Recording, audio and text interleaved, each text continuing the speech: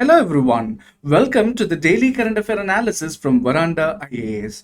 Today we are going to see some of the important current affair topic from the day of 14th of July 2023. Moving on to the topics of the day. So as usual we'll be discussing question from 2023 prelims, and after the question discussion we'll be moving on to the Indian Express editorial analysis, the French connection which can be mapped to GS2 international relations, after which we'll be going to Sagar Sampark which can be mapped to GS3 science and tech, and also then we'll be moving on to the topic Sariska Tiger Reserve which can be moved to map to GS3 environment. Moving on to the prelims question. Which one of the following is the best example of repeated faults in sea level giving rise to present-day extensive marshland? Which is a question asked from geography. Let us see the options. Pitharkanika mangroves, Marakanam salt pans, Naupada swamp, and Ran of Kutch.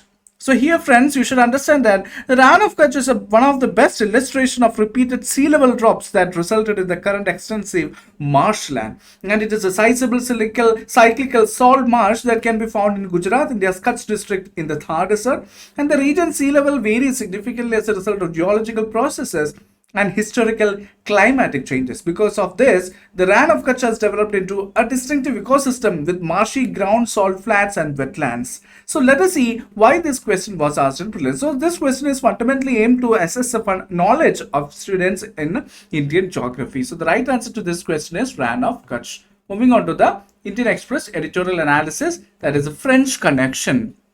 So it can be mapped to our international relationship, that is a relation between India and France as such. Let us see the context of the news. So India's Prime Minister Narendra Modi was a guest of honor at France Bastille Day Parade in Paris, which coincides with the 25 years of the oldest India's 30 strategic partnerships around the world, and one of the few that has been marked by total convergence ever since the two nations committed themselves to it in 1998. Not only that, PM Modi was conferred with France's highest award, Grand Cross of the Legion of Honor. Now let us see about the India-France, which holds a special partnership. So the two countries commenced a strategic partnership as France was the first country to recognize this important strategic position with India after the nuclear test of India in 1998. And the partnership with France is India's most important strategic one in all the countries of Europe. And also it is one of the rarest partnerships that India has marked by the total convergence. And France has stood by India, including the civil nuclear negotiations with US and support of civil nuclear deal with USA. Along with it, recently signing up an agreement for supply of 36 Rafale aircraft in September 2016 and an industrial agreement in March 2018 to build 6 European pressurized water reactors at the Jaitapur site are directly linked to this partnership of both the countries, that is India and France. Therefore, both these nations focus on multiple spheres of civil nuclear energy, defense, counter-terrorism, space cooperation, cyber security, and also in digital technologies. Let us see France, India, and the world. So both India and France value their strategic autonomy, pursue independence in their foreign policies, and also seek a multipolar world. Even both acknowledge the place and importance of the US in the world order. So Russia's, for example, if we say Russia's invasion of Ukraine and the geopolitical changes which happened in Europe, it triggered and have brought a new European awareness of the strategic importance of India and also vice versa. So France has a better appreciation than other European states about the New Delhi's position on the Ukraine war, including that the world has to make serious diplomatic efforts to restore the peace. As the only European states which with territories in Indo-Pacific, France can play a role of an important partner for building the maritime domain awareness and keep an eye on China's presence in the region, augmenting India's participation in the Quad grouping. So what is the conclusion for this India-France strategic relationship? Both the nations have strong relation in the multiple spheres of civil nuclear energy, defense, counter-terrorism, space cooperation, cybersecurity, and climate, which need to be further strengthened in upcoming time for its people and also among the peaceful world. Moving on to the next topic, the Sagar Sampark. So recently, the Union Minister of Port, Shipping and Waterways inaugurated the indigenous differential global navigation satellite system DGNSS called as Sagar Sampark.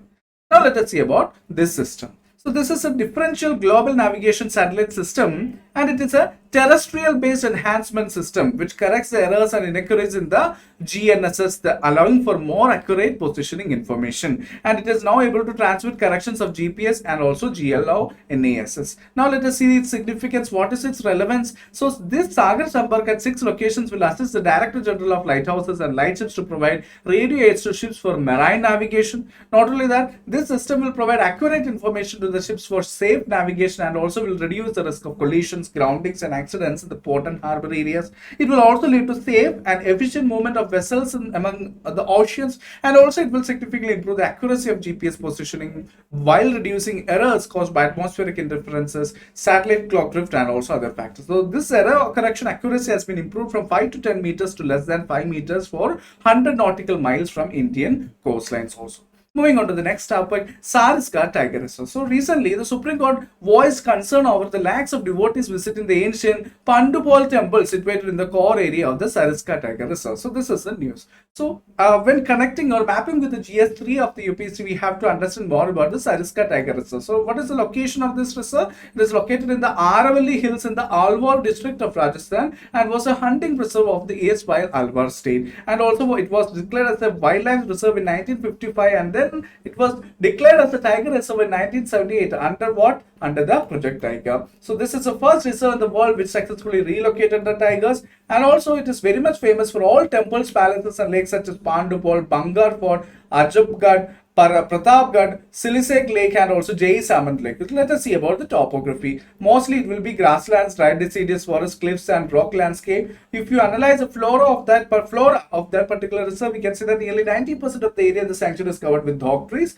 and other species like that Salar, Kadea, Gold, Bear, Banyan, Google, Bamboo, Care, Adusa, etc.